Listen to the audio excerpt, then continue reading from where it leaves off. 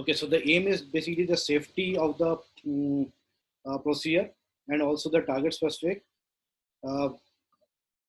Now to be safe and to be target specific, what is more important is that we must know the anatomy, which we already discussed, and we must know the fluoroscopic anatomy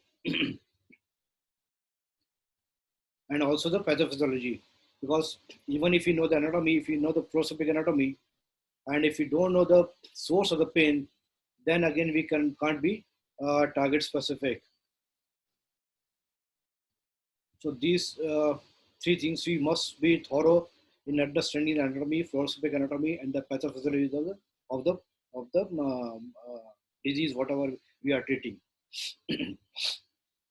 Okay, all right. So before we start with the fluoroscopic anatomy, we must discuss. We must know what is your fluoroscope, how it functions. Okay, what are the parameters there? What we can use to be safe, what is safe for the patient also and for the physician who is performing the procedure. Okay, so all of you know about this fluoroscope. All of you know. Yes, sir. Hello. Yes, sir. Yes, yes, we know. Okay. Yes. So let's be little interactive so that it will be more easy to explain me also and for you to understand also. Okay. So this is the fluoroscope. So what is there are some parts of the fluoroscope, we know that. So what is this part and what is this part? What is this part? The X-ray tube. Perfect. And what is this called? Intensifier. Yes. So that is the image intensifier. Okay. And that is the C of the, that is the arm of the, so that's why it's called C arm, because this arm is like a C. Okay. So that's why it's also called the C arm. Okay. And we have a control panel over here.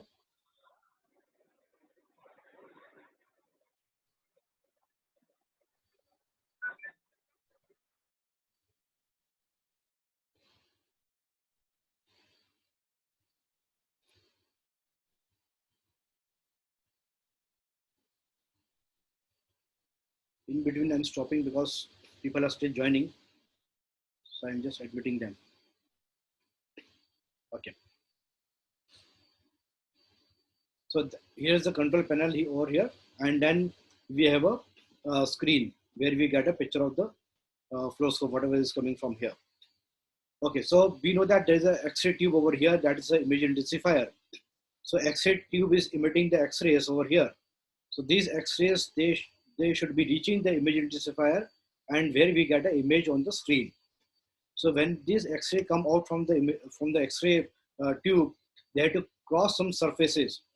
What are the surfaces? Like we have a OT table, the procedure table, the patient, and then it reaches the image intensifier. So when these X-ray crosses the table and the body of the patient, and when they reach the image intensifier, they are crossing some tissues. So now we know that there are different tissues in the body, and all the tissues, they have different densities.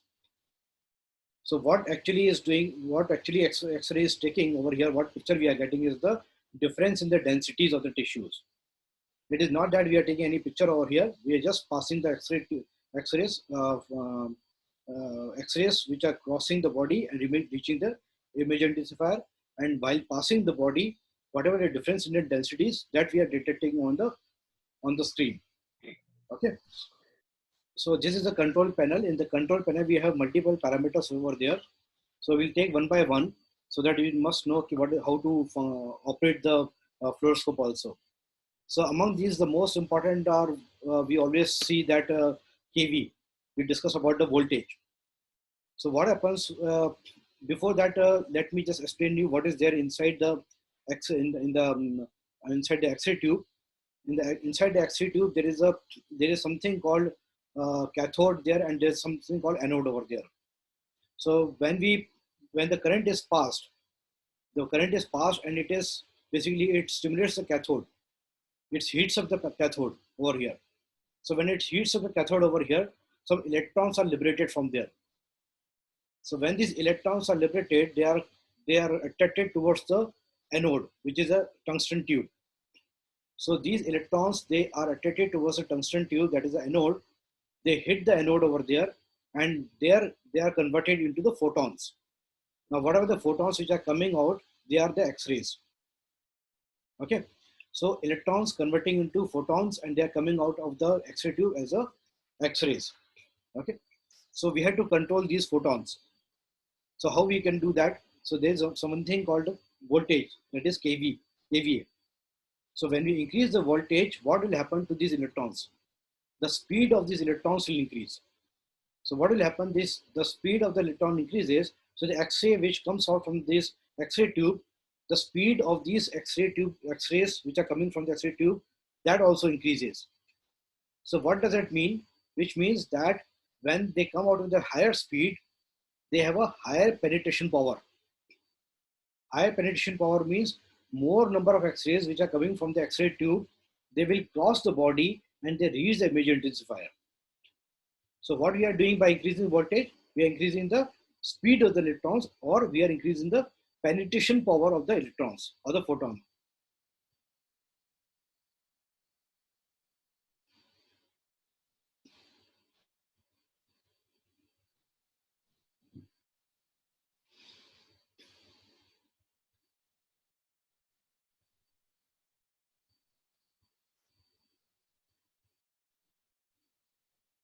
Is this point clear to you? Yes, sir. Yes. Yes. The second parameter which is there is the milliampere, that is current. So current, basically when we increase the current on the control panel, what we are doing is we are increasing the number of the extra electrons which are coming from the cathode. So if we increase the milliampere, that is the current, more number of electrons are generated over here. So what will happen? The number of the X-rays which are coming out from the X-ray tube, that will increase. Okay, if you are keeping this voltage constant, the number of electrons will increase, but the penetration power will remain same. Okay, is that clear? So what is the significance of this? What is the significance of this?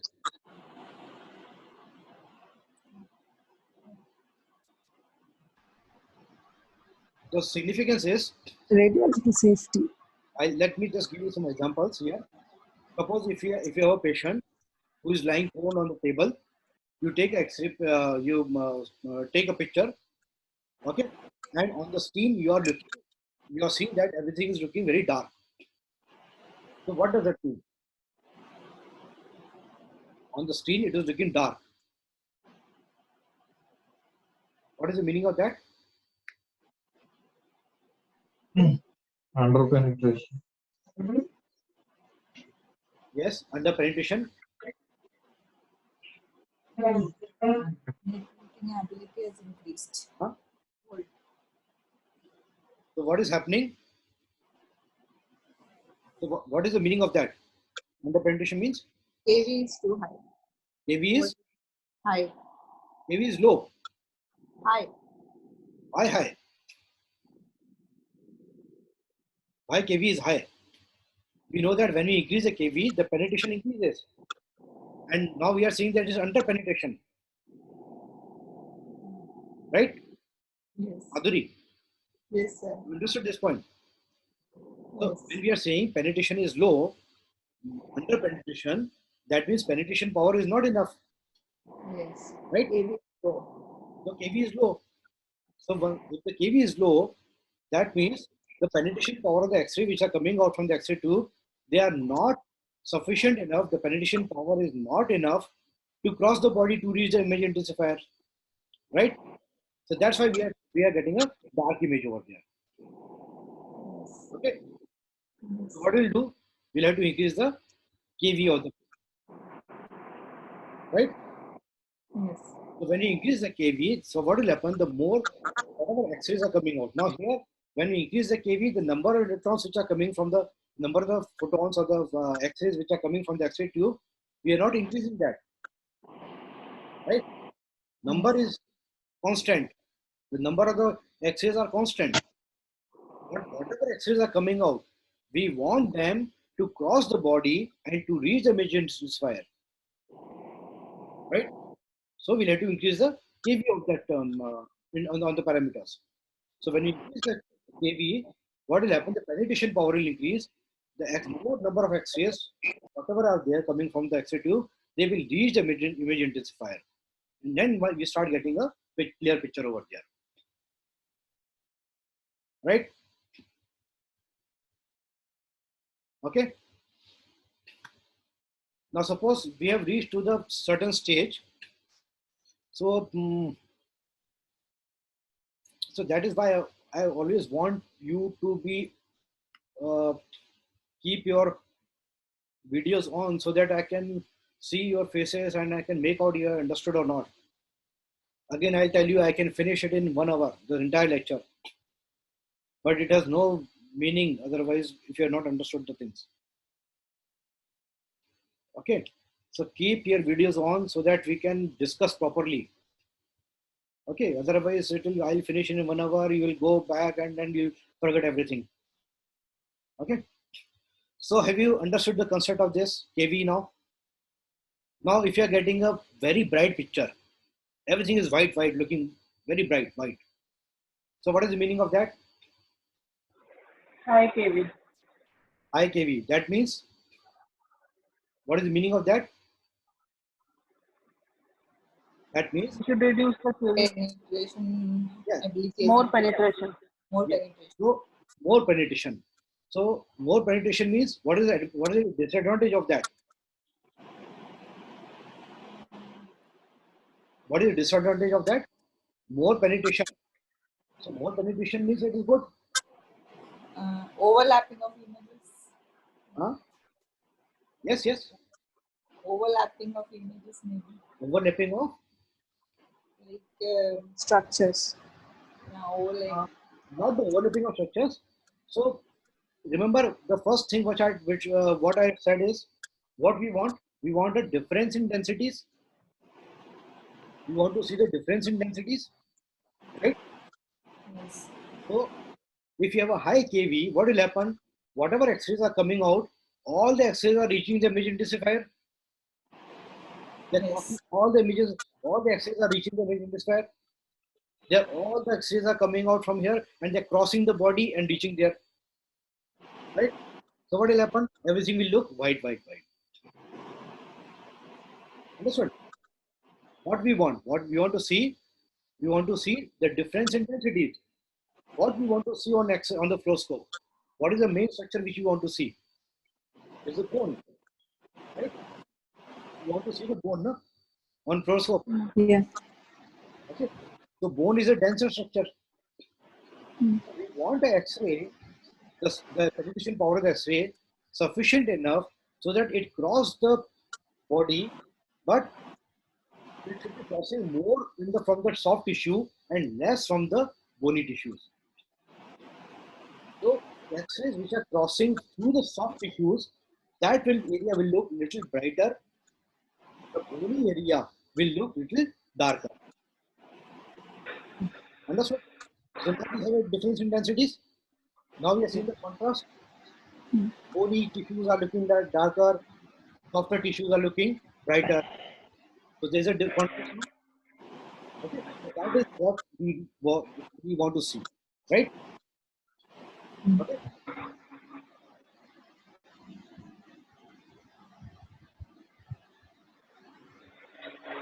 Now suppose if you have taken a picture, you are looking something is looking dark here. Okay. What first thing what will you do? Will you increase the kV or you will increase the milliampere? Sorry, sir. Now suppose you take a picture and everything is looking dark there. Okay. So what will you increase first? Will you increase the kV first or you will increase the number of electrons? KV. Increase KV. KV. Yes. KV. Perfect. That's good. So what we want is we want to restrict the number of the electrons. We want to restrict the number of the X-rays. So what we'll do, whatever X-rays are coming, we want them to cross the body and reach the emergent sphere. So what we'll do, we'll start increasing the KV. Okay. So when we increase the KV, then we start getting the picture here. So suppose all the X-rays, the fluoroscope, what we use, they have some limitation with the KV, right? Some X-rays, some fluoroscope, they have a limitation of 2 kV, 100 kV. Some has 110. Some very advanced one, they have also up to 120. So suppose we have the normally what we use is 110 kV. Now if we increase the kV, we are reached to 110. Patient is very fat. We are reached to 110 and still we are not getting good picture. Now we'll increase the okay. Now we will increase that. Understood this thing? Now we want to increase the photons, electrons to come out more in more number. So if we are increasing the kVA, don't be afraid of that. This is most commonly seen in the OT that when you use a high kV, people are afraid. Oh my God, this much 100 kV is using. It will use more X-rays. No, 100 kV doesn't mean more X-ray. You have to see the milliampere, how much current you are using. With the high current you are using, that means more X-rays you are using, right? So whenever you have if you are not getting a good picture, you must increase the kV. Whatever kV you have, you can start increasing the kV. And if you're still not getting the picture, then you have to increase the milliampere. Understood this point? Yes, sir. Good. So this is what I was talking.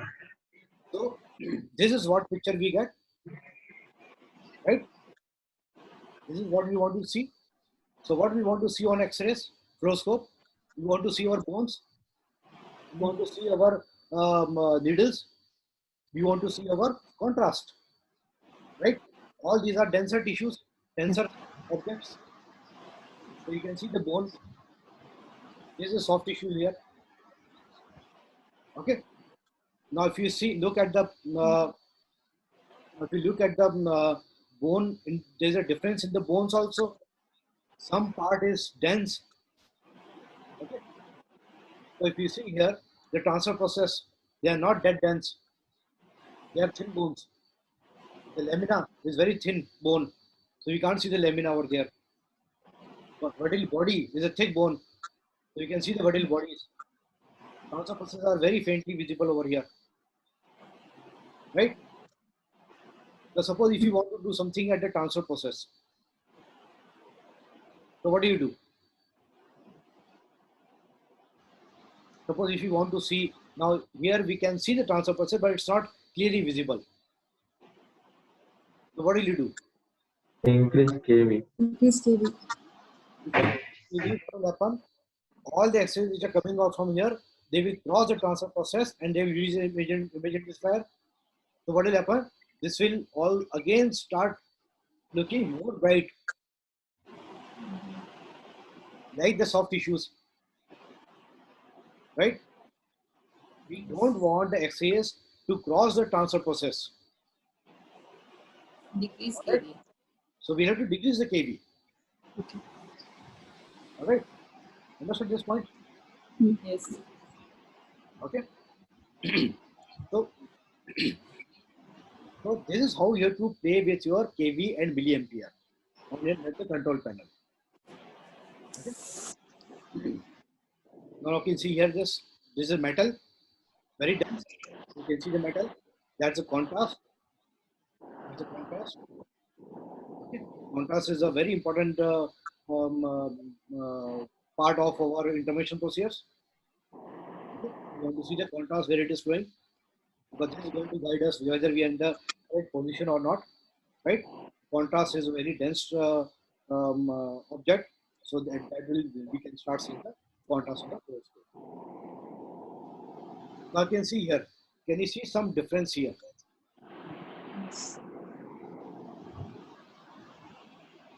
So which one is optimal?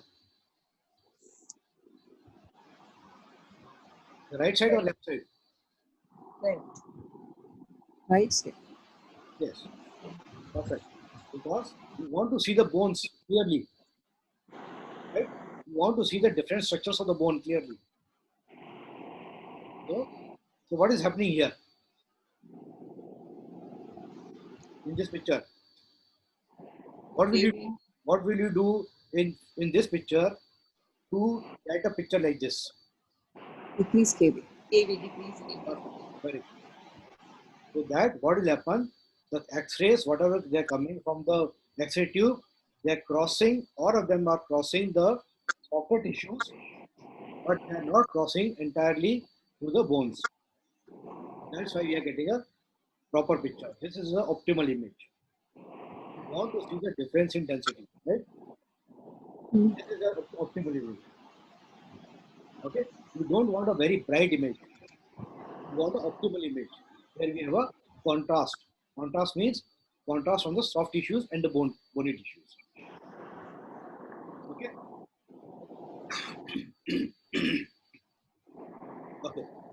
Now there is something called a magnification mode in the control panel. So what is magnification mode? Magnification mode is we use. So once we again there is something called optimal magnification. Optimal. Okay. Why we say that it should be optimal? Because yes, we can now if you see here, suppose if you want to do, let's take an example that we want to do a foramen, we want to see the foramen of sacral lesion, sacral foramen.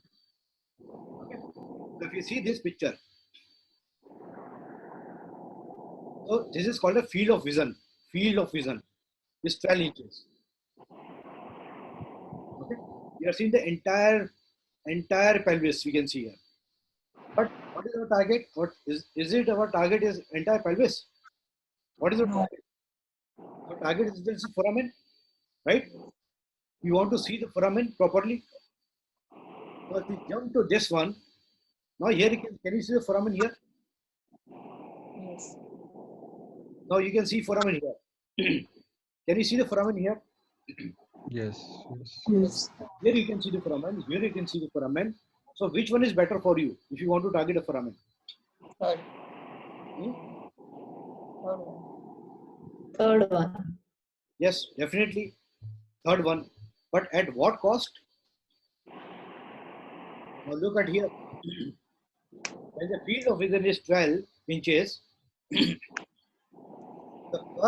the 100 units per unit area, 100 units of X-ray per unit area is the exposure.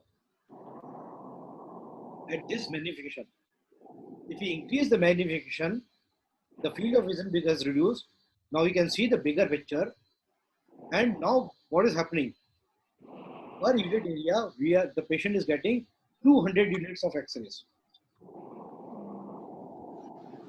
Understood the meaning of? Hmm. So what has happened? It has become double. So if we increase the field, decrease the field of vision, that means if we magnify 2 times, what is happening to the per unit area exposure? It has become 4 times, right? Yes. So again, here comes the optimal. Optimal means this is sufficient for you to do the procedure, right? We can see the foramen properly. Okay, here you can see the bigger foramen better than this, but at the cost of twice the exposure. Okay. So this is the optimal. This is the optimal magnification. Is that clear? Yes. Yes. Don't go for the very high magnified images. You may see them better, bigger, but you are increasing the per unit area exposure is very high. So that you have to avoid, right? Is that clear now? Yes, sir. So that's the optimal magnification. There are certain modes other than this is called the fluoro modes. Fluoro modes means If you press, it will take a picture, it will automatically cut. Okay. This will, like this one, you keep it pressed. What will happen? The, uh, the amount of the time you are keeping the button pressed, it will keep taking pictures. Okay. In this, what is happening is that you press it, even if you are keeping it pressed, it will automatically cut. It will take a picture and it will cut. Okay. And the third one is your pulse mode. Pulse mode means whenever you take a picture, it is taking 30 shots in 1 second. 30 shots in 1 second. Okay. And in pulse mode, what happens? It takes around 15 shots per second. Okay. So at times we have to use a continuous fluoroscope. When we have to use a continuous fluoroscope, You inject contrast. perfect. So when you Injecting the contrast. yes, perfect. So one is Well, that when we inject the contrast, while injecting the contrast, we want to see whether it is going to the vessel or not, right? Yeah. Okay. For that, we have to do it in a continuous mode. Okay. Another area where we have to do is that when we do vertiplasties, when we start injecting the cement.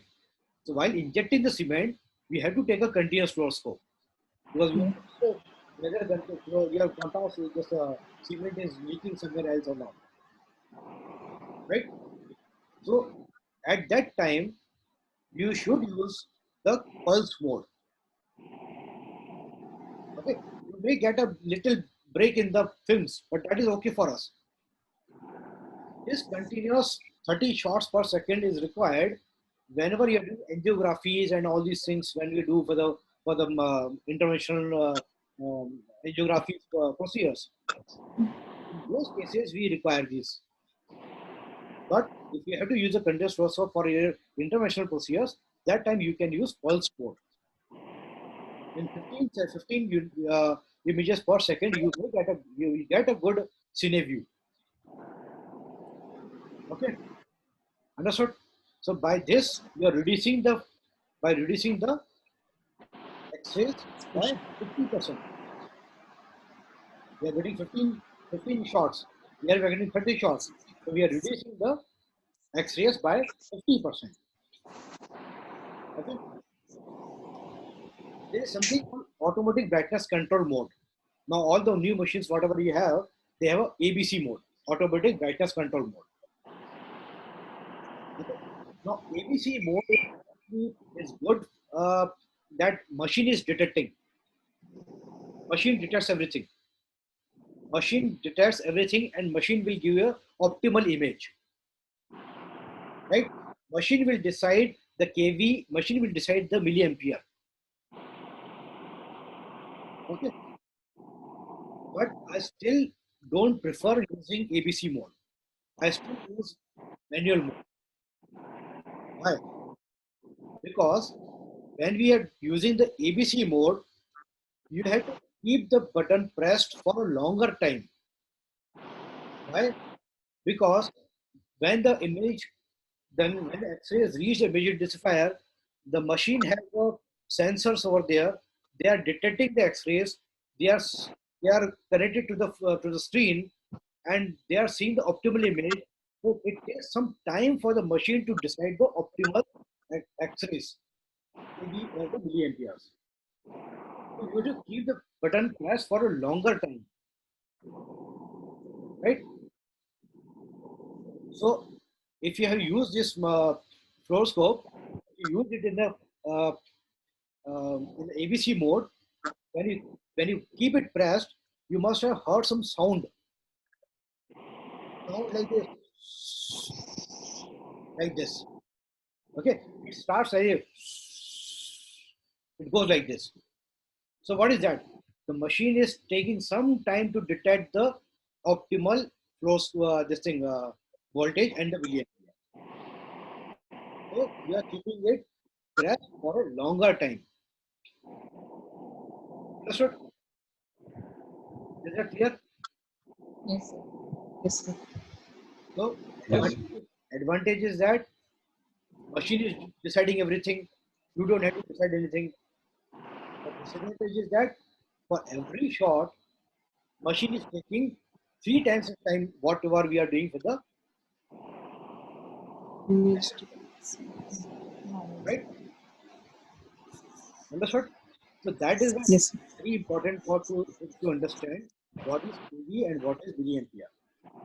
So in this case, what will happen once you start doing the procedures, you will know that uh, once you take a picture, if you're getting a darker image, I see the happiness of the patient, the size of the patient, and the seeing the darkness of the image. You can make out, okay, I have to increase 20 kb to get an optimum, or 30 kb I have to increase. You'll get an idea over a period of time. Okay. Now you know that this is the optimal image I'm getting, so you can work on that. And whenever you press, you may get a image in just 1 second. But if you're using automatic brightness control, it takes around 2.5 minutes to three seconds. So almost 2.5 to 2 to 3 times you are exposing the patient and also yourself. Okay, is that clear? Yes, sir. Yes. Now there is something called collimator. The collimator is very important because at times what happens, you must have seen, all of you must have seen. So whenever we are doing working on a very small area, in most of the procedures, we are working in a very small area.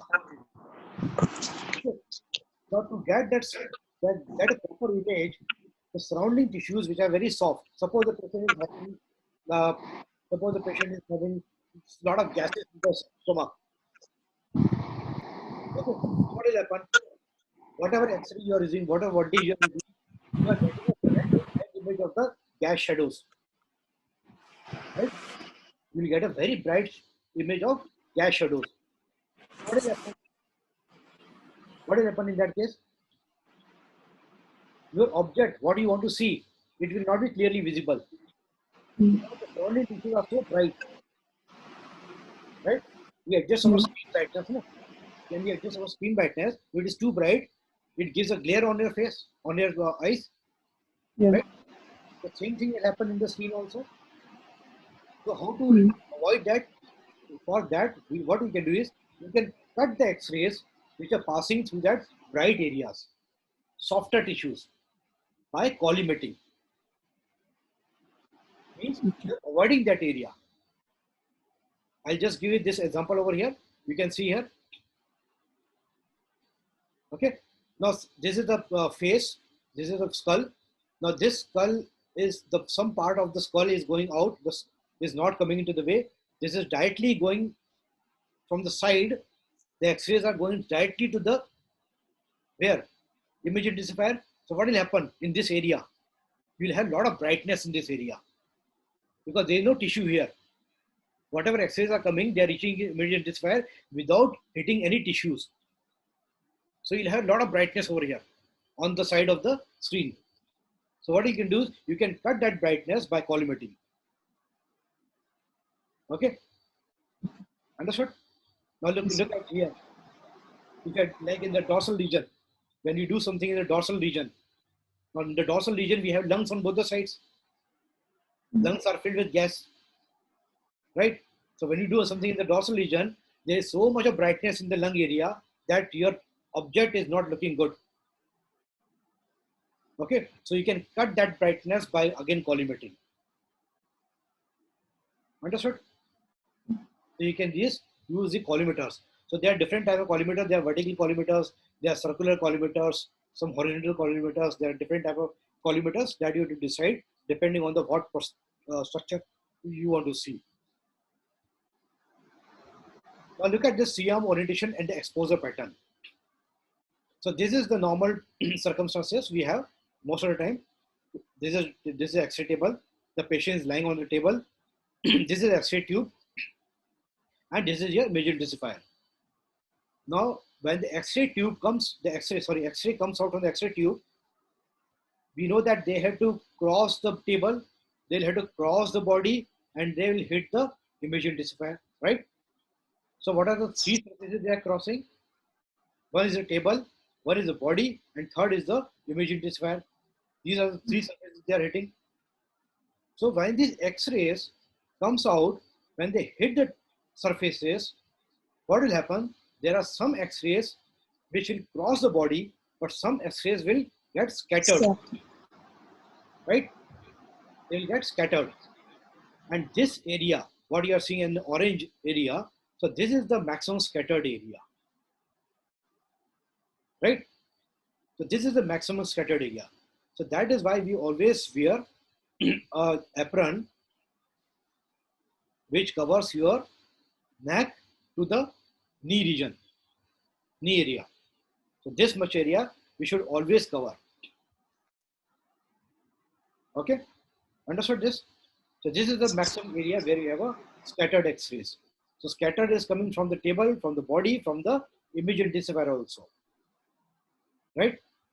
When you do oblique, now this is very important for us because most of procedures we do in the oblique position. Okay, so when we do the oblique, what will happen? Now you can see here pattern of the scattered, pattern of the scatter. You can see now. Now here more of the head and neck area is also getting covered here, right? So that is why we must always protect our eyes and the neck region. This is important for the pain physicians because lot of time you are using oblique X-rays. In every procedure you have to do oblique. Okay. The third is your lateral position. When the lateral position, now you can see here, since the X-rays are coming from here, what will happen? More of the scatter will be on the X-ray tube side, right? This scatter is more on the X-ray tube side, and there is a less scatter on the image intensifier side. Because whatever scatter is there, it will go like this, no? It will go like this, right? Understood? Yes, sir. Okay. So now we know that what is the pattern of the X-rays and so what all safety measures we can use. So one is the reduce the fluoroscopic time. So we already discussed about that, how to reduce fluoroscopic time. We should know the optical image firstly. Okay, we must know how to use your kV and a milliampere, that is correct, right? Okay, and the most important thing is the how you can reduce the fluoroscopy time by better training, right? That is also important, the most important thing. Okay, so the more number of procedures you are doing, you'll be taking lesser time for conducting that procedure. Okay, so by better training also you can reduce your fluoroscopy time, increase your distance. Distance means from the table and the X-ray tube. You can increase your distance. So whenever you are pressing the switch, you should take a one step back. Okay, and provide shielding. So time, one is the time, minimize fluoroscopy time, plan beforehand. This is again very important. You should not be getting some surprises on the table. Okay, that means you must know what is your level of where you want to do the procedure. This happens a lot of time when you have a variation in the anatomical variations in the patient. If you are not aware of the anatomical variations on the patient, and if you don't know about how to read the MRIs, how to see the X-rays of the patient, what will happen? You are seeing something else on the MRI. When you take the patient inside OT, there is something else, right?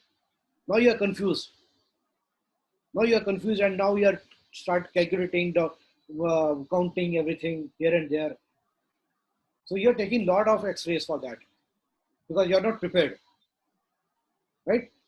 Then intermittent fluoro, never ever take up continuous fluoro all the time. Continuous fluoroscope, as I mentioned, only when you are injecting the contrast or if you are injecting the cement for vertical velocities. Otherwise, you should never use the continuous fluoroscope. Okay. Distance. we know that it is the scattered which is causing the exposure to the physician. So you should keep some safer distance. So you just have to go one step behind like this. If you are standing here, if you're doing the procedure, if you're pressing it, while pressing, you just take a step back. Don't just stand over here. Take a step back, take a picture, and then again you can come forward. Okay, right? A simple measure. Just make it a habit. Whenever you're pressing, take a step back, and then again you do. Okay. Lead aprons. Always wear lead aprons. That we know that we must always wear the lead aprons. So this is basically the recommendations for the 0.5 millimeter. If you are the primary physician or the interventionist who is performing the procedure, for them 0.5 mm should be the minimum requirement. Okay. For your staff, everything 0.25 is sufficient. But if you are performing the procedure yourself, you have to be using 0.5 millimeter at least. Keep them like this, hang them for their longer life. Don't put them like this. This will break the lead up inside and it will have no value. Shielding as far as possible. You have all the facility, all the things available now. You have the lead goggles available, lead gloves available, thyroid sheet available. So wherever, if you have a longer cases, always use all these modalities to protect yourself.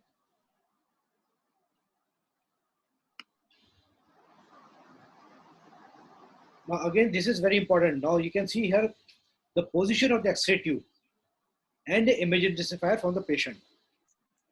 So try to keep the image intensifier closer to the patient. Okay. The more the gap between the patient and the image intensifier, more is the scatter. Okay. See this. Now here you're keeping the distance between the image intensifier and the patient is less. The scatter is also less. Okay. If you are using oblique and the lateral view, don't stand on the side of the X-ray tube. Okay. If you are standing on the X-ray tube, you are getting, your head and neck is getting exposure. Okay. Vertical AP, it should never be done. It should never be like this. Don't ever use this, that your X-ray tube is on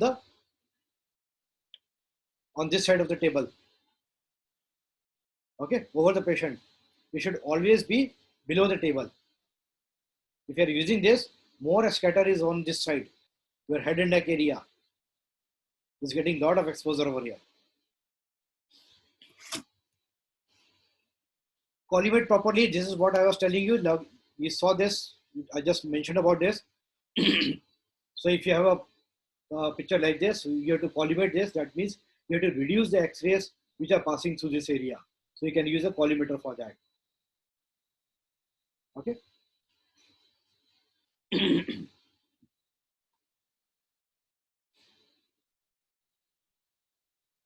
So what are the different views which are important for us? Now we'll come to the fluoroscopic anatomy. Okay. So most of the spine procedures, when you talk about the spine procedures, most of the spine procedures we are doing in patient in the prone position. Okay. Now we'll have to see what all different position of the C-arms which are important for us. We must know the terminology properly, and you must teach your technician the terminology properly. Okay. This is very important, because if your technician doesn't know what you're telling him, he'll always do something opposite. So you must know what is the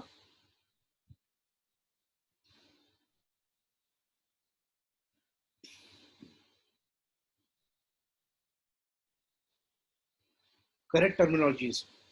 Okay, all right. So this is the patient is lying prone over here. This is the AP view. That's a lateral view. And the third is your oblique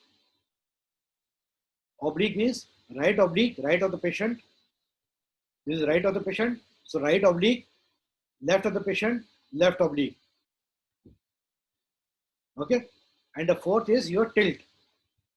Tilt means either cranial tilt or caudal tilt. Okay. So when we say right oblique, cranial tilt, caudal tilt, we are talking in terms of the image intensifier. एक हमारे बहुत important meeting चल रही है बात करूँ 5-10 minute So we are talking in terms of image intensifier. Which side is our image intensifier? Our image intensifier is on the right side. So that means this is right oblique. Image intensifier is tilted towards the cranial side. Cranial side. That means it's a cranial tilt. If you tilt it towards the caudal side, that's a caudal. So that is your caudal tilt. Right? Some people call it as a craniocaudal or caudocranial.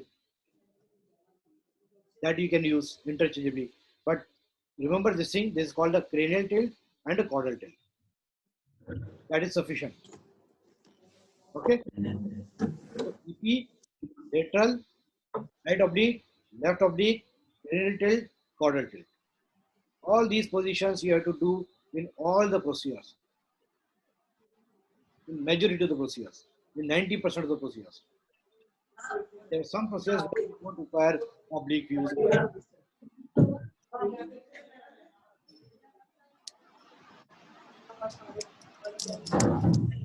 Keep right. Keep right means this is right of the patient.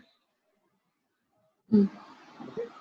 On the screen, the right side should be come on the right side of the screen. Okay. The right side should come on the right side of the screen. Always keep it like this. So somebody is not muted.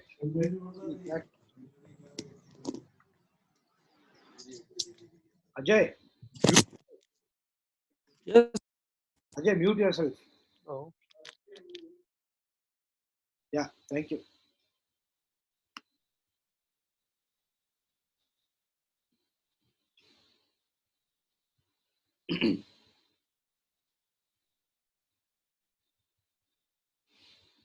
Okay. Now we know all the structures of the spine. Today we'll discuss about the fluoroscopic anatomy of the lumbosacral spine, right? That is the most commonly performed procedure. Rest of the anatomy, fluoroscopic anatomy, we'll discuss when we start taking like head and neck region.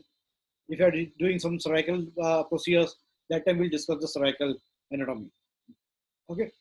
Here we'll discuss the overview of the fluoroscopic anatomy on the lumbar sacral spine. Okay. So we know all the structures. No doubt in this. Now the same structures what we want to see on the fluoroscope, right? So you must know how they look on the fluoroscope, because fluoroscopy is a 2D image. It's a 2D image. So a lot of time you have to imagine a lot of things, right? You are not seeing the 3D image here. So you have to imagine a lot of things. Okay. So that's the spinous process. So how to look on the spinous process? Will look on the X-rays fluoroscope. It will look like a shadow like this. All right. So that's your spinous process. Now can you see the lamina over here on both the sides of the spinous process? Okay. So there's a lamina here. So that's a lamina over here. Right. Now you can see some gap between above the lamina. There is some gap over here between this lamina and this lamina. There's a gap over here. You can see this gap over here. Right.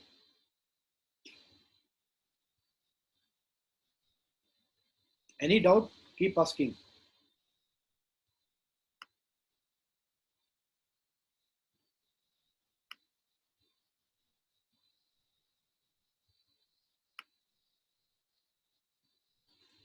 No doubt in this. What is this?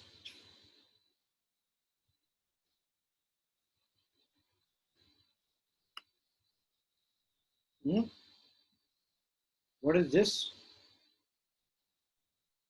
Superior articular process. Yes. So you know that. Yes, superior articular process. So where is the superior articular process here? Right? Yeah. And what is this?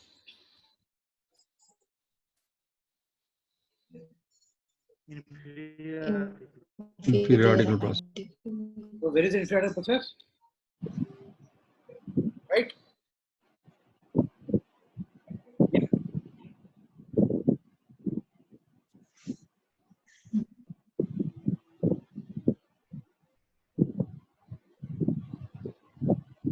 Hmm? Transfer process. Okay. Transfer other side. That's the other side.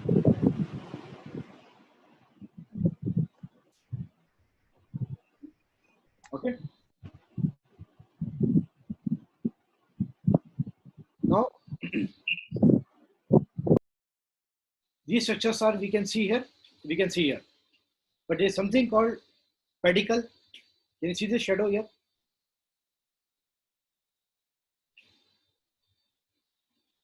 No? Can you see this oval structure here? Hmm? Yes or no? Yes, sir. Yes. Okay. So you can see this oval structure, that is your pedicle. But can you see the pedicle here? We can't see the pedicle here, but we can see pedicle here. Why we can see the pedicle here? Because pedicle is a very dense tissue, dense structure. Okay. So that is why what is happening here in this case, that we are seeing the beautiful pedicle, but we are not able to appreciate properly the SAP and the transfer process. Whereas in this, we are seeing the SAP, we are seeing the transfer process, but the pedicle is not visible in this. But here we are able to see that because these are the thinner structures, whereas pedicle is a very thick structure.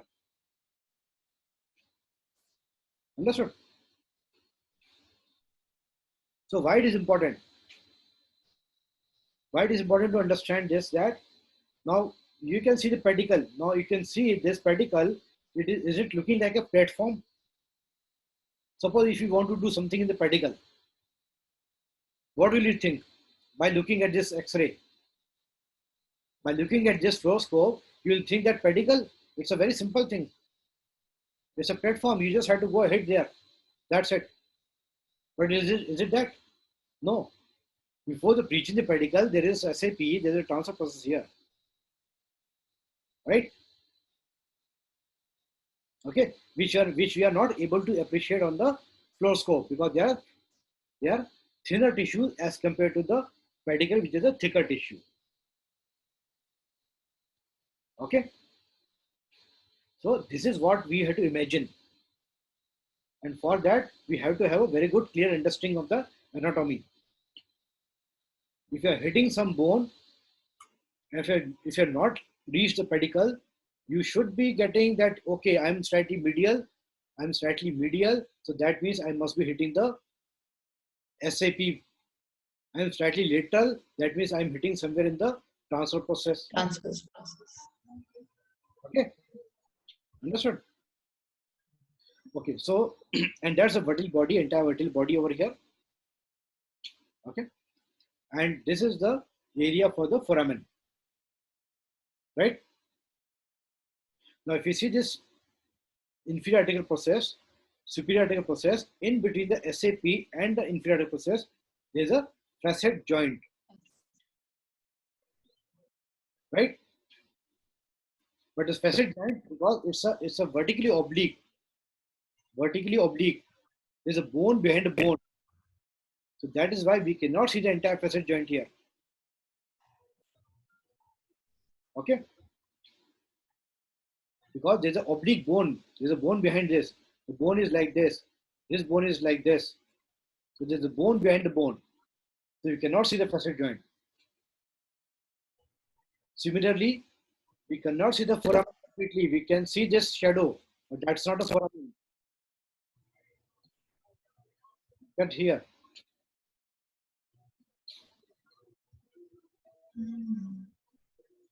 Okay. So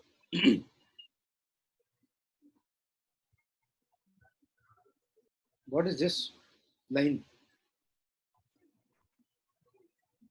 What is this line?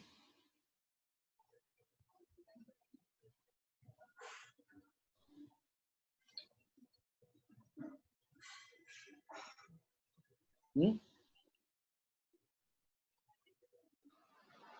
What is this line? The lower edge of the vertebral body. Lower what? Edge. Surface.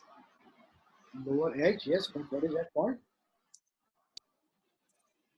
End plate. It's Yes. 16 hours. So that's the end plate.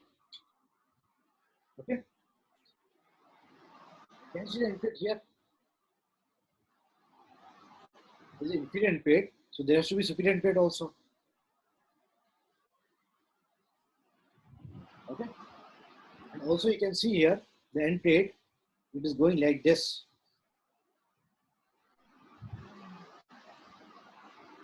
Right? Entire is the end plate. Okay. Here also you can see the very faint shadow of the end plate here. Okay. Why it is like this?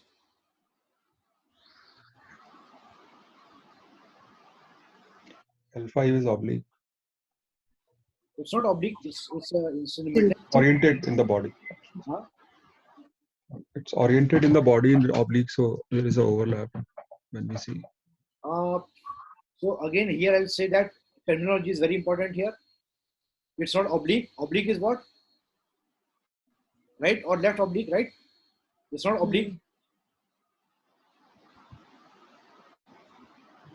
See, why it is not oblique? Because you can see the spinous process in the mid, in the center of the body, right? Is it tilted? Not oblique. It is properly bent. Okay. So before we move on to the next, I'll just show you some 3D images so that you can understand.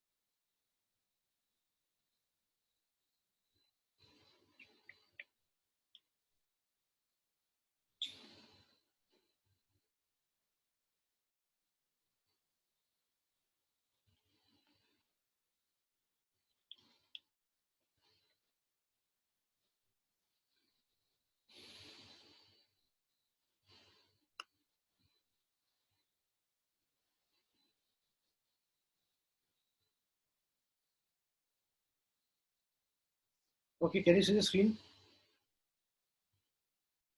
Yes. Yes.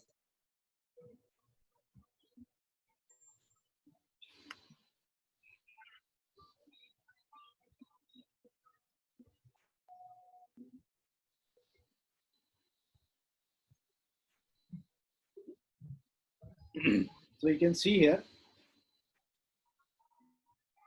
because of this lordosis, what is happening is the upper spine, they're oriented like this. They are looking upwards. Means They're looking at. they are cranially tilted. These lower ones, they are caudally tilted. All right. So what will happen? We'll have two shadows of the end plates. Two shadows of the end plates. One is here and one is superior. All right. Let's take example of this.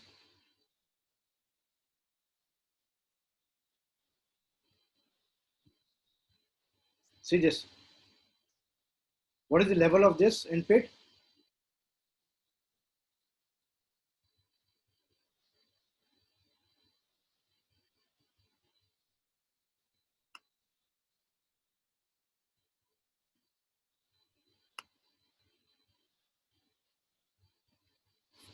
Right.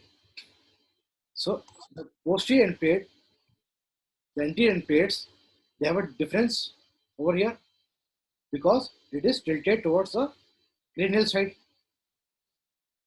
So that's why we are getting two images of the end plate. All right.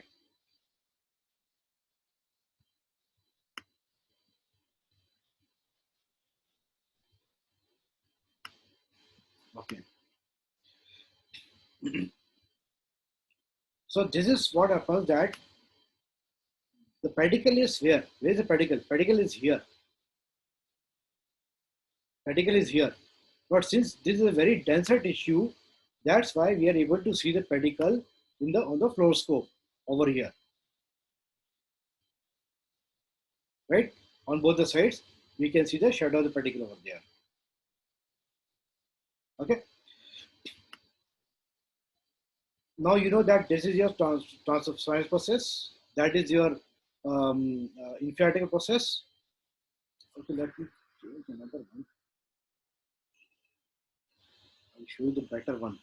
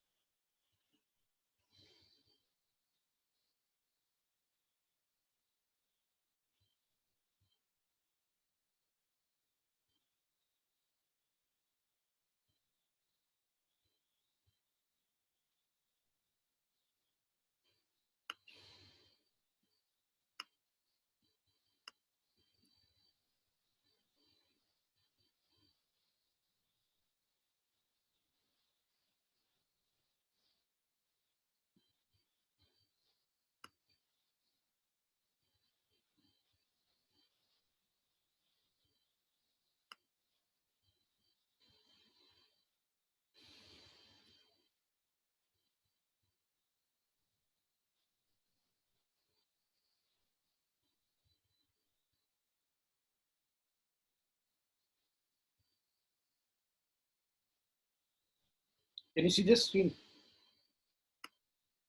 Hmm? Yes. Yes.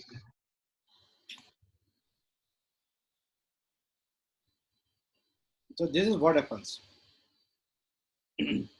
So that's why we are getting the two shadows of end plates. So this is end plate, entire end plate. We are getting a picture over here, one shadow here and one shadow here. Okay. And that's a pedicle over here. This is a pedicle. Okay. Which is quite anterior. But when we see on the fluoroscope, this is the SAP, that's the transfer process, and here is the shadow of the pedicle. That's the pedicle over here. Okay. But you can see this is a very dense tissue. So that's why we start seeing the denser tissue over here. And if you remember, in the anatomy section, anatomy part, I have mentioned about something called some safety landmarks. All right, you remember that? So we discussed about something called the medial border of the pedicle. Remember?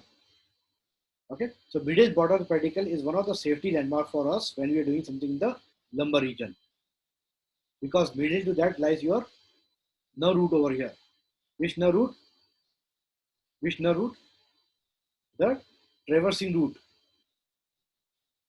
Traversing root which enters just medial to the pedicle, and then it comes out of through this foramen from here, right? And it goes anteriorly. So here lies your nerve. Okay. When we go oblique, we start seeing the foramen over there. Okay. This is what I was telling you, that it's a oblique facet joint. You can see here the obliquity over here. This entire surface is a joint, and over that we have a SAP. So this inferior articular process, there's a superior articular process, and both of them are joining and forming the facet joint. The joint is not only single line. The joint is entire. This is a joint. Entire this is a joint. This area, entire joint is a joint. Okay. So what is attached over here?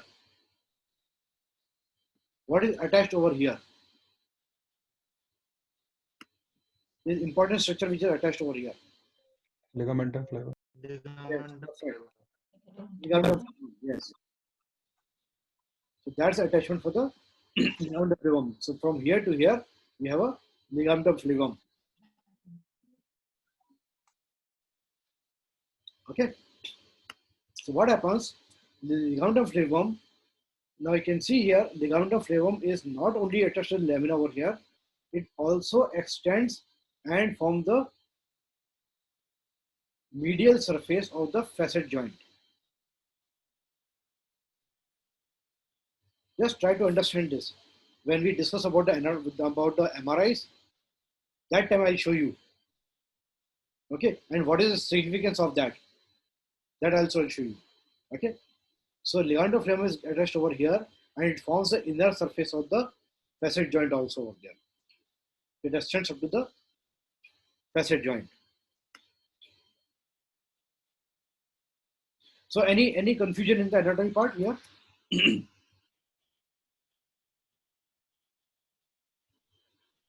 Any confusion here? No, sir.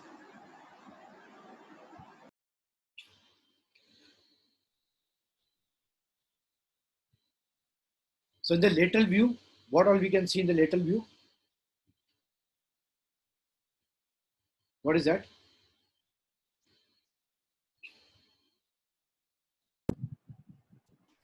Tell me. This is simplest of the. Vertebral body. Body. Vertebral body. Vertebral body. Vertebral body. That's the value.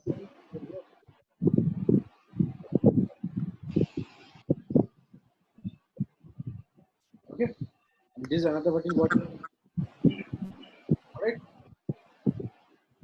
What is this? What is that? Pedicle. Pedicle. That's a pedicle of this. Of this. What is this?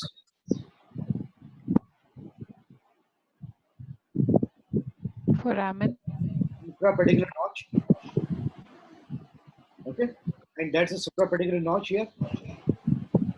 Right? The suprapedicular notch, and the facet joint and posterior and the vertical bodies here.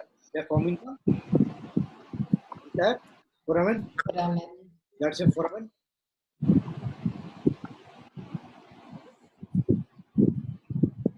Now, what is not visible here? What is this? Transverse process. Transverse process. But can you see the transfer process here? No. No. So where is the transfer process? Look at the shadow here. Can you see the shadow here? Yes, sir. Okay. So this shadow is actually your transfer process. Okay. This one.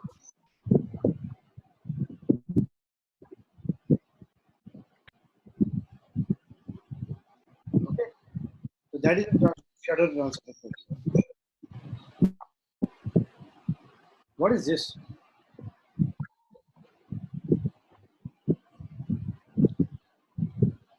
Superior articular. Superior articular surface. Perfect. So where is the superior articular process here?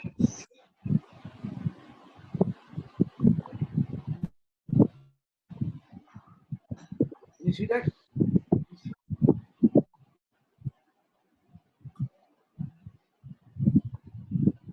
Yes or no? Yes. Right? Mm. Yeah. Yeah. At the base of that is the transfer process. That's a transfer process. If we follow the pedicle, again transfer process is there. Pedicle, transfer process. What is below that? What is this? Lamin. No. Inferior article. Yes. So that's the inferior process, right? Okay. You can see this coming in a second. Right? Yeah or not? So where is the facet joint? Entire is the facet joint. Okay. Is it clear? Pedicle, there is a transfer process of this one. Follow that inferior process over here. Follow that superior carotid process over here. Follow that transfer process of this and the pedicle of this one. Right? And there's a space what we can see is the this area. Okay. That's the anterior border, that's the posterior border, and these are your abdomen, so pedicle, transfer process, inferior process, superior process, and spinal process. Spinal process.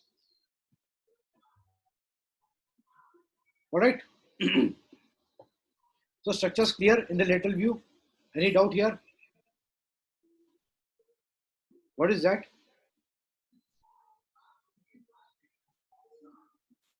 The sacrum. Sacrum. There's a sacral canal. Sacral canal is continuous with the lumbar canal over here, right?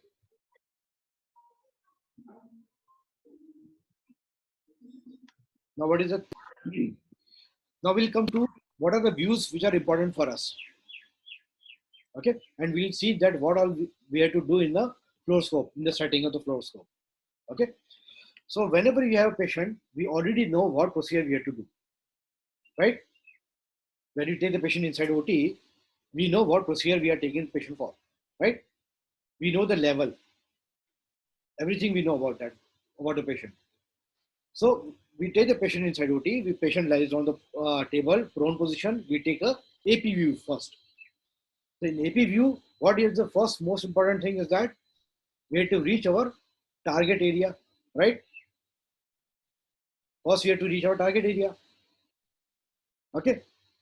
So in the AP view, we'll go to the target area, we'll do centralization, we'll do parallelization or the squaring of the vertebra. Okay. So these are the three important things which you have to do in the AP view first. So these you can consider them as a steps of the interventions. These are all the basic steps for every intervention. Okay. So just try to understand this thing in detail. So what all things are important? First, to reach the target area, centralization, then parallelization or squaring of the vertebra. That we'll discuss what is the difference between that. Okay. So how to reach our target area? We have to count the vertebrae, right? How to count the vertebrae?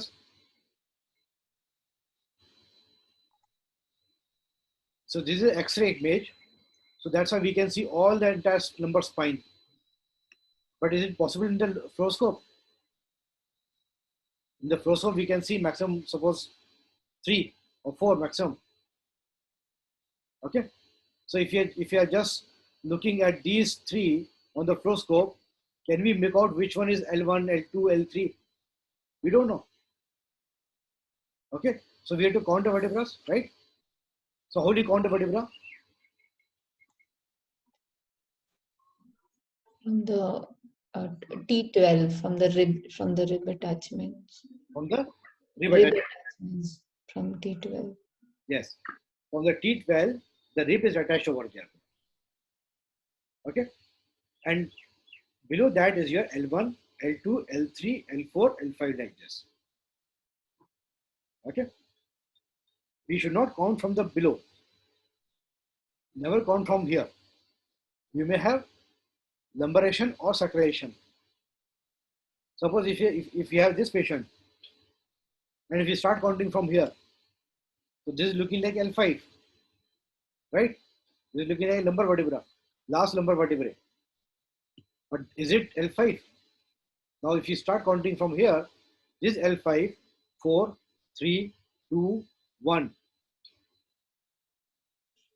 Okay, but where is the rib? Yes, anyone? Okay, so it is always better to count from the above. Okay, so when we count from above, then now we know that this is my 12th vertebrae. So this is a rib attached over here. There is no rib over here. This is your L1. This is L2, 3, 4, 5. Now what is that? This is your S1. So S1 has become lumbarized. That's called your lumbaration of S1. Okay. Here in this case, what is happening is that this is actually L5, but you can see here it is merged with the sacrum. It is looking like a sacral vertebra. Alright. So this is actually L5 and merged with the sacrum. So that means it is a sacralization of L5. Okay. Right. If you consider that this as a S1, then this will be your L5, and you are doing a procedure at the wrong level. Is that clear? Whenever you have doubt, always keep your MRI with you. Always keep MRI with you. Okay. Now suppose if you have a target, if you're targeting this disc, okay. Now we don't know whether this is lumbarized or sacralized vertebra. We don't know. So how will you judge our target area? Now we can see on the MRI that my target disc is third from the third last disc from below. So this is last disc, this is second last disc, this is the third last disc. This is my target. Now you can see, check on the fluoroscope that this is your last disc, this is the second last disc, and this is the third last disc. So even if you are not sure about the lumbaration or sacralization, whether it is lumbarized or sacralized, you can still do the procedure at a right level by comparing with the MRI. So always keep your MRI films along with you. Okay, understood? So that is called the first reaching your target area by counting the vertebrae. Right? That is the first step in the intervention. Once you reach your target area, then we have to go for the centralization. Centralization. Now, what is centralization? Centralization means we want to bring the spinous process in the center of the vertebral body. Okay.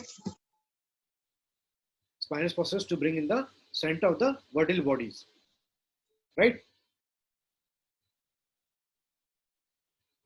Okay. So once we reach, why it is important first to reach a target area? Because suppose the patient is having scoliosis. Is it possible to bring all the spinal process into the vertebral body? It's not possible, right? If the patient is having some spasm somewhere, patient is tilted, spine is tilted, it's not possible to bring all the spinal process in the center.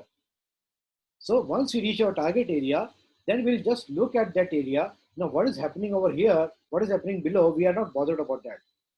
Our target is L4, L5, we'll just see it here and we'll do the centration of the L4, L5, that's it. Understood? This is very important when we do like cervical epidural, midline approach. If it is not centralized, what will happen? We'll go between the spinous process. If they are not centralized, we'll be doing actually at a one-sided only. All right. So that's why the centralization is important. Now there's something called parallelization or the squaring of the vertebra. Now what is parallelization and what is squaring? Parallelization means we want to bring the two end plates parallel to each other. Two end plates means we want to bring this end plate and this end plate parallel to each other. Now when the patient is lying prone, you can make out that the vertebrae, the lower vertebrae, they are looking downwards, the upper vertebrae are looking upwards. They are looking caudal. So when you take a picture, we'll have a shadow of this transfer process. Oh, sorry, end plate. We'll have shadow of this. So what will happen? We'll have four shadows. One shadow here, one shadow here, one here, and one here. Right? Okay. So parallelization means we want to bring this end plate and this end plate parallel to each other. They should be looking as a single line. Now look at this. Can you see here? Can you see the end plate here? One shadow. Can you see another shadow here? Can you see this shadow, another shadow here? One shadow here. Can you see there are four shadows here? Yes, sir. Right? So what are these four shadows? What are these four shadows? End plates. End plates. So two of one is here, one is this, one is this, right? One is here, and one is here, right? Yeah. Yeah. Yes. So if you want to see then a single shadow, single shadow here, what we'll do? Where will take our Siam? Our Siam is right now is like this. So where will take our Siam? Craniocaudal. Cranial. That means we'll go Cranial tilt. Craniocaudal. sorry, we'll just clear this. That means we want to send our beam of the X-ray so that it will be like this, right? Or sir, we can change the position of patient like decrease the lordosis. We can't change the patient position. We can't change the patient position. What is more easier? Patient is in pain, already in pain. We can't, right? We can't do that, no? Yes. Okay. So Siam is we have the Siam mobile Siam. So it's better to use a Siam. Like if we decrease the lordosis by keeping a pillow. See, that we do, but it is not possible to reduce this lordosis. Let me tell you frankly. It's very difficult. Okay, you can put the pillow under the abdomen and then you can think that you are reducing the lordosis, but it doesn't happen. Okay, you can open the little bit interspinal space, interlaminar space, but reducing the lordosis is difficult actually. Okay, so what do you do? What you go like this, cranial tilt. So this is called image intensifier is here. This is the image intensifier here. So this becomes a cranial tilt, right? Here. So this is called, now you can see this parallelization, parallel to each other. These two lines are parallel to each other. Okay, done.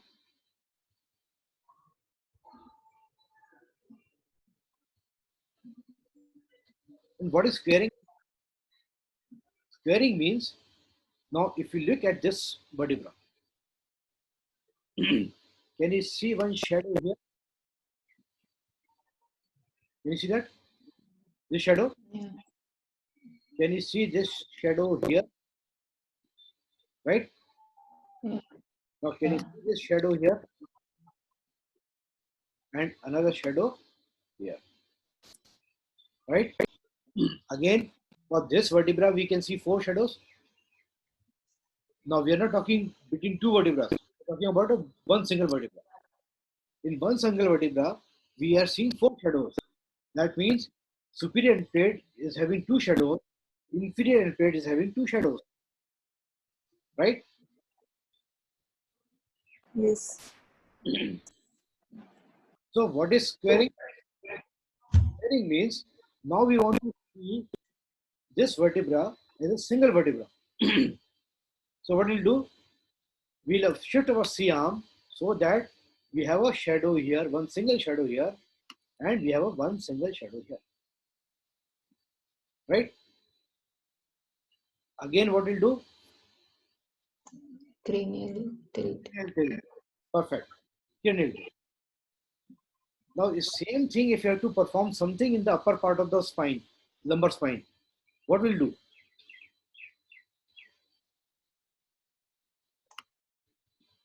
Caudal tilt. Caudal tilt. Yes, perfect. Now we are going to study caudal.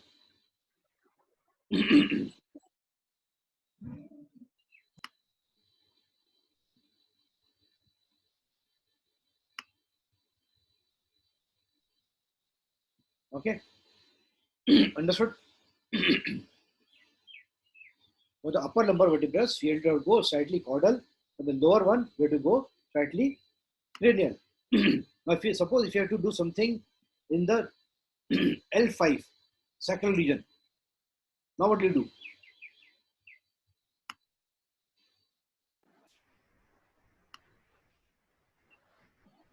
Craniocaudal.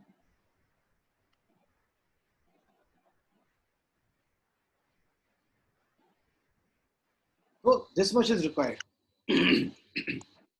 Remember this thing. More tilt. This is again a cranial tilt, right? Okay. So whenever we talk about a fluoroscopic image in the books, it is mentioned. When you start reading the books, you will see that in different books something is mentioned.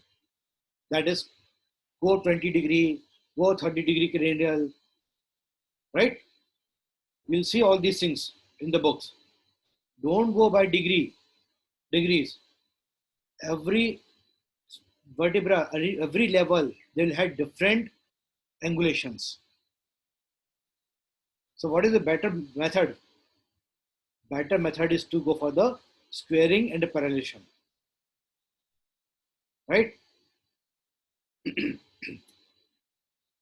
So whenever you're doing any procedure in the fluoroscopy guidance, there is no degree, there is no centimeter. You will find in the books, go 5 centimeter from the midline, 7.5 centimeter midline. There is nothing called 7.55 centimeters. Everything is visible in front of you on the screen. Everything is there. You have to go as per the fluoroscopic image. If you know the anatomy well, if you know the fluoroscopic anatomy well, you don't have to go for the measurements. In fact, you don't have to look at the patient also. You are just doing C-arm adjusting, you are looking at the screen, that's it. Okay? Understood? Is this point clear? Now, what is important is that where will you do parallelization and where will you do squaring? Now, when we are talking about parallelization, we are talking about one end plate of this, one end plate of this. That means we are talking about 2 vertebrae, right? So, any structure which is between 2 vertebrae, then we'll do what? Parallelization. Parallelization. Can you give me the example of that structure? Foramen. Hmm? Disc. One is disc, another is your facet joints, Foramen. Facet joints. right? Somebody said foramen. Somebody said foramen. Janvi, I think Janvi, you said foramen? No, sir. No, I didn't say. I said disc and. No, that is correct. Whosoever said foramen is actually correct. Okay, you are right. Who was that? Ardija, I said, sir. Ardija. Yes, sir. Ardija, you are absolutely correct. Foramen is definitely between the two vertebrae. But I will tell you, this is the exception. Okay, here we want to go for the squaring. That I'll show you later. Okay, so if you're talking about a disc, if you're talking about a facet joint, these are between the two bones. So we'll go for the terrain of the vertebra, or the end plates, right? If you want to do something within the vertebral body, like your medial branch, like vertebroplasty, or for the foramen, in that case we go for the squaring of the vertebra. You have this point? Is this point clear to you? The difference between pannulation and squaring? When will you go for the pannulation? When will you go for the squaring? Okay, just try to understand all these things because you will not find all these things in the books. Okay, but if you follow these steps, whatever I'm telling you, if you follow these steps, you will never miss your target. It will be very easy for you to perform the procedure. You just have to follow the steps. Go step by step. That's it. And it's very easy. It's very easy. Okay, so this is clear. So I'll now show you how to do that and what we see in the pannulation squaring. So we saw that. Now we understood all these things. Okay. Now this is what we get when we do squaring and when we do pannulation. When we do squaring, you can see here now a single shadow here. Can you see the single shadow here? Right? So what is that? Superior end plate, inferior end plate are single shadows. So that means this is a perfectly what? Perfectly squared vertebra. Squared vertebra. Okay. Right? Now look at here. You can see the single shadow here. You can see the single shadow here. Okay. Now this vertebra, if you see, you can see the two shadows here. For this vertebra, you can see two shadows here. But what do we want here? We want pannulation. Understood? So if you are going for the pannulation end plates, we are looking at the inferior end plate and we are looking at the superior end plate of this vertebra. These two are parallax. We are not bothered what is happening here. We are not bothered what is happening here. We are not bothered what is happening with this vertebra. Yeah.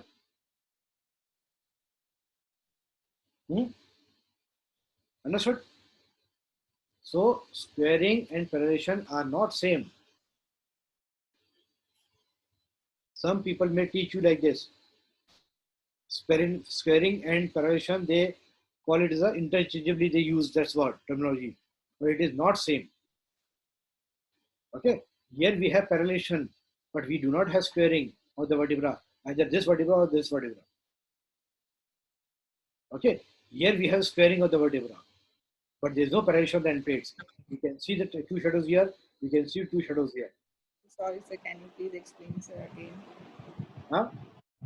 Can you please explain, sir, difference? Which one? What do you want me to repeat? Squaring and parallelization difference. Yeah, so you can see here, this is a squared vertebra. Can you see that? Yes, sir. This is the vertebra. Single shadow. Yes. Now when we say squaring of the vertebra, means we are talking about the superior end plate of the same vertebra, the inferior end plate of the same vertebra, right? Yeah. Yes. So Yes. can you see this? Single end plate, Yes. right?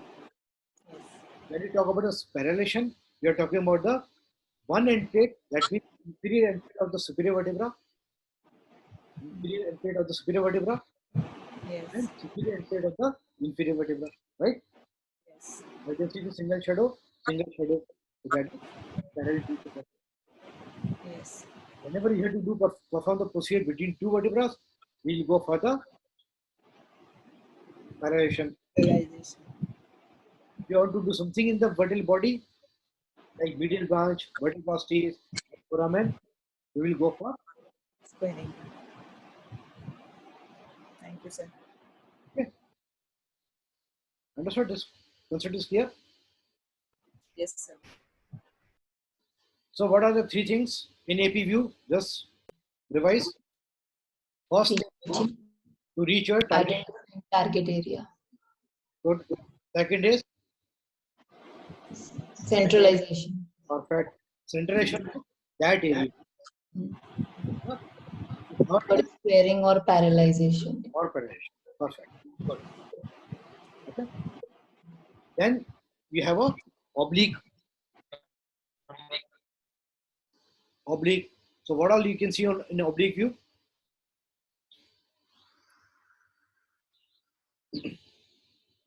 All the structures, all our target areas, we can see only in oblique, right? See this. Now this is a AP view. Can you see the foramen here? You can see small this opening over here. Okay, but you can't see the complete foramen here, right? But when we go oblique, same. If you go oblique, now we can see this foramen, right? Can you see the disc here? What you are seeing here is the all bony. What is that bony area? The entire facet is here, right? When we go oblique, now we can see the disc area. Can you see the facet joint here or here? No, because there's a bone behind the bone, so we cannot see. Again, we have to go oblique to see the joint. Now you can see the joint here. The medial branch comes between the superior articular process and the transfer process. There's a groove between the SAP and the transfer process, but we cannot see that groove in the AP view because it is inside, inward. So when we go oblique, then we can see the junction of the SAP and the transfer process. SAP and the transfer process. Here lies your medial branch. Okay. So for every procedure, every target, we have to go in a oblique position. In oblique position, just for the theoretical purpose, that Scotty dog image. Okay. Scotty dog image, I'll tell you about Scotty dog image, but after this, we just forget about Scotty dog. Okay. You don't have to remember Scotty dog. You don't have to make a Scotty dog every time for the oblique. Okay. Just for the purpose of teaching, I'm telling you, because it has actually no meaning when you do the procedure. Because for every procedure, you have a different oblique angle. Okay, so don't go by that bookish thing. First, I'll make a Scotty dog and then I'll do the perform the procedure. No, not required. Every procedure has a different oblique angle requirement. Okay, I'll show you that when we discuss about the intervention procedures. That time I'll show you how much oblique is required. Not by the degrees. I'll not talk about degrees. I will not talk about the centimeters. I'll talk only about the images. This much oblique is required. Okay, right? I'm repeatedly telling you all these things because when you start reading books, you will say, he never mentioned about this much degree. He never mentioned about this centimeter. Okay, you'll get confused. Okay, so that's your oblique view. In the oblique view, what you can see now. So what is this? Okay, Scotty dog. Sorry, Scotty dog. Let me complete that also. So this is a Scotty dog. You can see here.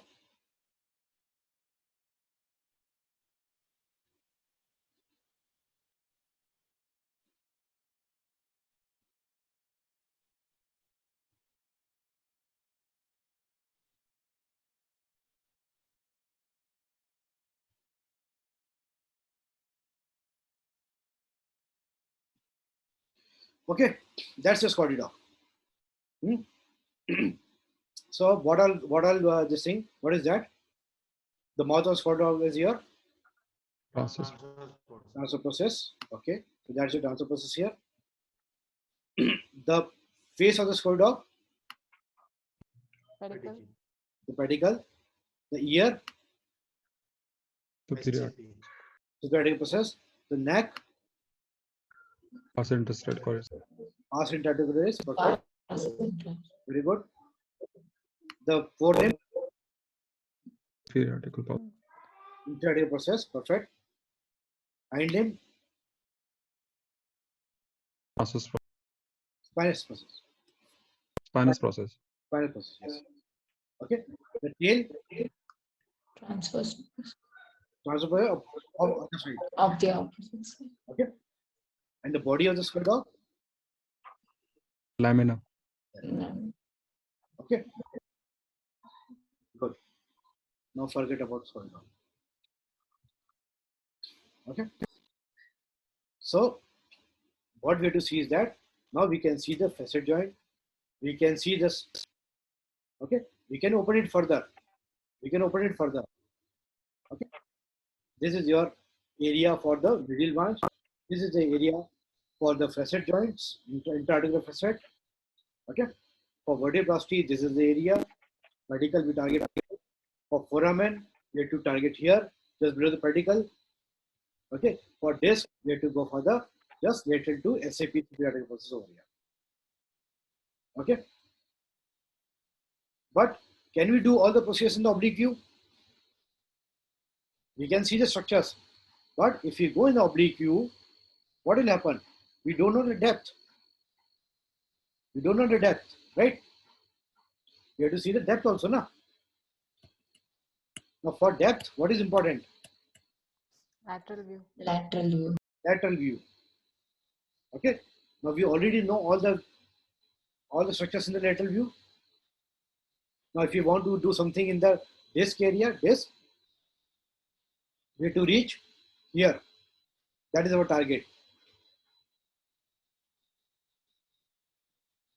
For disc, we have to reach the center of the disc, right? For interarticular facet joint, intra-articular facet joint. Intra-articular facet joint is between the SAP and inferior articular process. So where is the joint? Joint is complete here. So what is the target? Target is in the lateral view. Needle should be here, right? Where is the medial branch? At the junction of SAP and transfer process. Junction of SAP and transfer process. So where is the junction of SAP and transfer process? That's the junction, right? Yeah. For foramen, foramen we target the upper end of the foramen. Okay. Now there are two techniques. One is supraneural technique. One is infraneural technique. For supraneural technique, our target is this. Which part of the foramen? Anterior part of the foramen and superior part of the foramen. Why anterior? Because we want to target the anterior epidural space. Our target is anterior epidural space, right? Is that clear? And superior because the nerve is somewhere here. We are going supraneural. Okay, so we are above the nerve. What else? For vertebroplasty, if it is vertebroplasty, then this is our target through the pedicle. All right. Okay. Is there anything left? Yeah, infraneural. This is the target here for infraneural.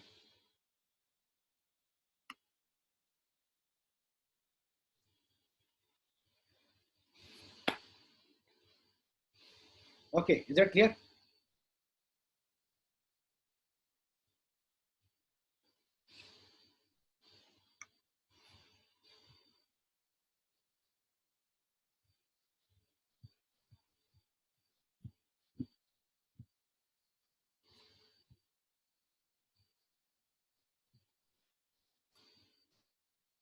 anatomy, the fluoroscopic anatomy is the sacrum. In the sacrum, you can see the multiple shutters over here. So that's the entire sacrum over here. This is the SSI joint over here, sacroiliac joint. Okay, this is the allows the sacrum. The SAP of the S1, inferior articular process of L5. And these are the fused spinous processes. This entire is the sacral canal. Okay, and lateral to sacral canal are your sacral foramen, dorsal foramen, ventral foramen. There are multiple foramens. Okay, here somewhere is the sacral hiatus. Okay, now this is the capsular part of the SI joint. This is all the fibrous part of the SI joint. This entire. This is the capsular part. This is our target for SI joint. In the lateral view, fluoroscope view of the sacrum. Now we can see the first conical shape vertebra is your S1, then S2. You can see there's a gap between the S1 and S2. There's a small gap between S1 and S2, S3. Okay, so S1, S2, S3, S4, S5, and you have a sacral hiatus over here. At times you will see the gap, at times you may not see the gap over here because this ligament is there. Sacrococcygeal ligament is there. At times it gets calcified, especially in the old age patients. It gets calcified and you cannot see this gap. Okay, and this is a sacral canal over here. Remember one thing, when we do caudal epidural, we are targeting the sacral canal. When we are doing foramen, nerves, when we are targeting the nerves, we are targeting the sacral foramen. Okay, S1 foramen, S2 foramen, they are here. The sacral canal is here in the center. Is this point clear?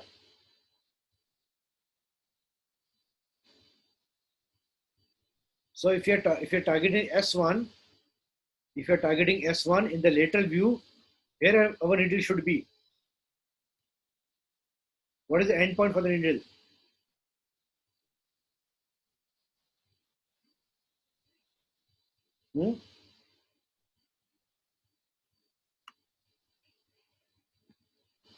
Here?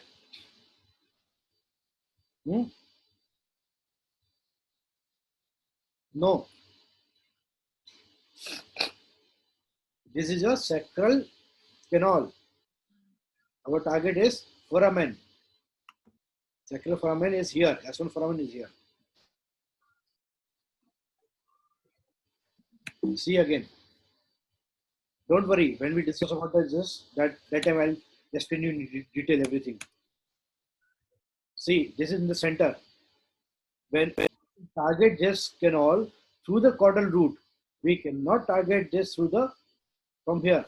To target the S1 nerve, we have to go into the foramen here, sacral foramen. So nerve root comes out inside, goes into the sacral canal, leaves the sacral canal through the S1 canal, and then enters the sacral foramen. Remember, I think I talked about this thing during when we discussed about the anatomy part. You remember that? This was the same batch, I think. Yes. Okay. This is your sacral, and this is the coccyx over here. That's the sacrococcygeal junction over here.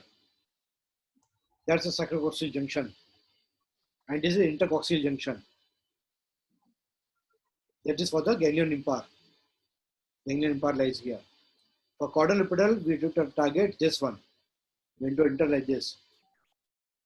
So this is one procedure where we see the depth in the lateral view. We enter in the lateral view, okay, and we have to stop over here because here dura also coming up to here, up to S2. So we have to stop over here. Okay. All right. So that is all about the fluoroscopic anatomy. Lumbosacral spine. Any question here?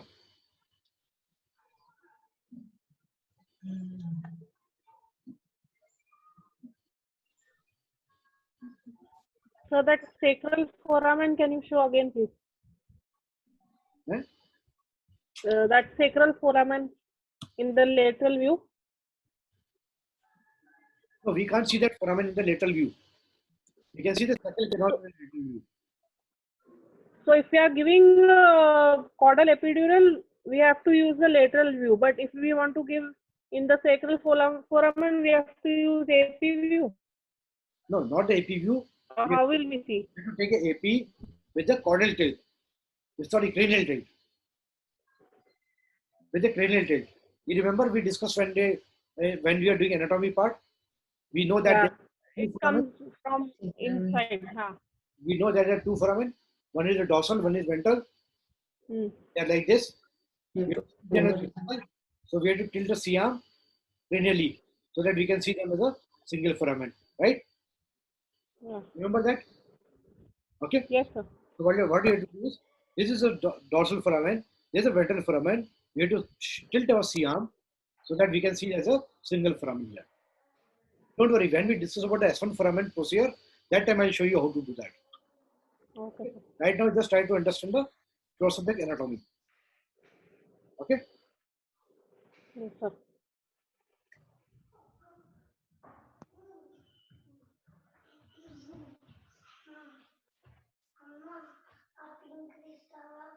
Okay, all right. So,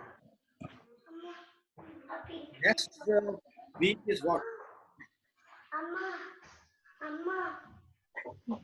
Next week, I think we are doing this. Next week is spine interventions. That time we'll discuss in details.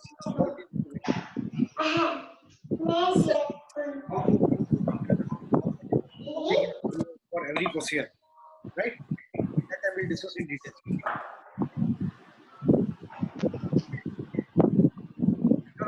Okay, see you then. Thank you, sir. So which book Thank to read? you. Okay, sir. Thank you so much. Thank you. Thank you so much. Chalo.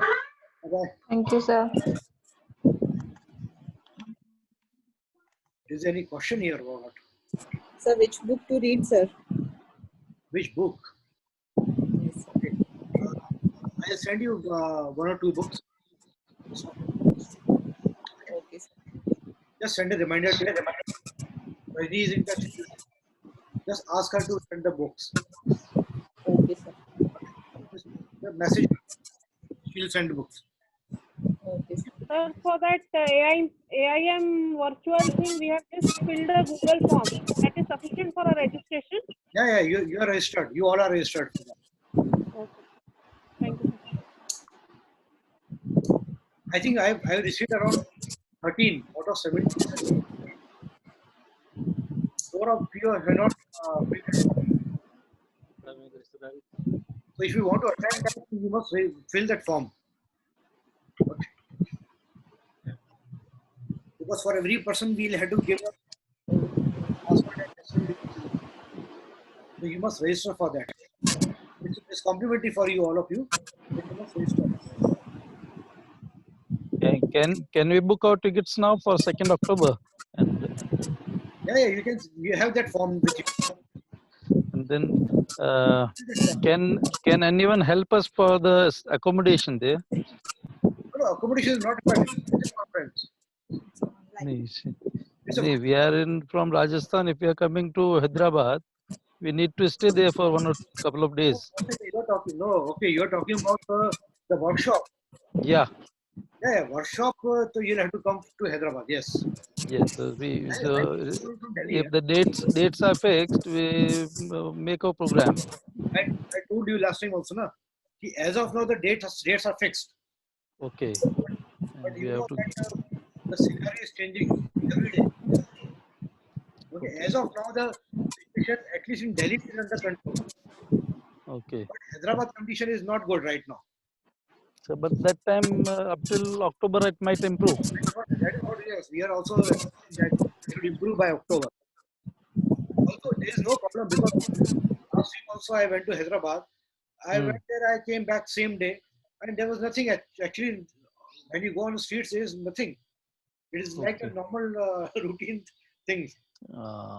And But then you don't know what will happen tomorrow. yeah, you can never know. Yeah, Let- because they don't have any quarantine rules also there in Hyderabad. Mm-hmm. So that is also not an issue. So Hyderabad actually it is safer, no issue.